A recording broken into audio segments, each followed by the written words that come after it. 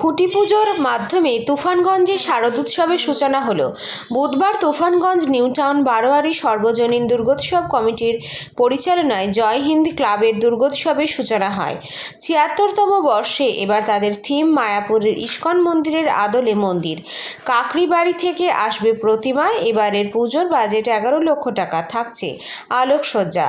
কোচবিহার থেকে প্রদীপ কুণ্ডুর রিপোর্ট।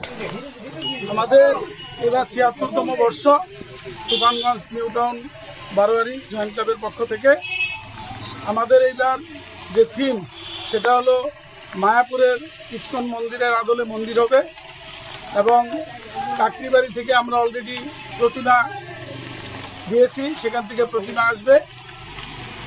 আমাদের total budget ১১ লক্ষ টাকা। আমরা ইতিমধ্যেই আজকে আমাদের খুঁটি পূজা হয়ে গেল। আগামী দিনে আমরা কিছু সামাজিক দায়বদ্ধতা আমাদের আছে।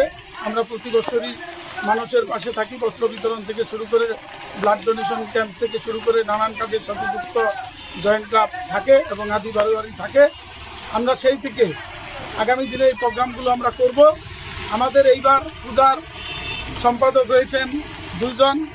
একজন আমাদের সম্পাদক হয়েছেন রাকেশ শাহ মহাশয়, আরেকজন সম্পাদক হয়েছেন আমাদের সম্রাট শাহ মহাশয় এবং তৎসঙ্গে আমাদের একটি সভাপতি মণ্ডলী গঠন করা হয়েছে।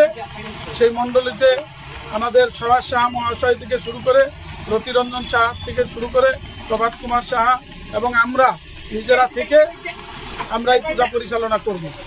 আগামী দিনে আমরা চাই তুফানগঞ্জের আপামর মানুষ যে জয়েন্ট ক্লাবের পূজার জন্য উদ্বুদ্ধ হয়ে থাকে, সেই দৃষ্টান্ত এবারও আমরা স্থাপন করব এবং মানুষকে আমরা যথাযোগ্য যতটুকু পরিষেবা দেওয়া লাগে আমাদের ক্লাব থেকে আমরা সেই পরিষেবা দিব। আলোকসজ্জা কি থাকছে? আলোকসজ্জা আমাদের পুরাটাই রাস্তায় লাইট থাকবে।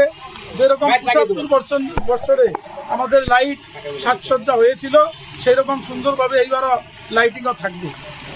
আপনার নাম? গৌতম সরকার, সভাপতি, ৭৬তম পূজাবর্ষ।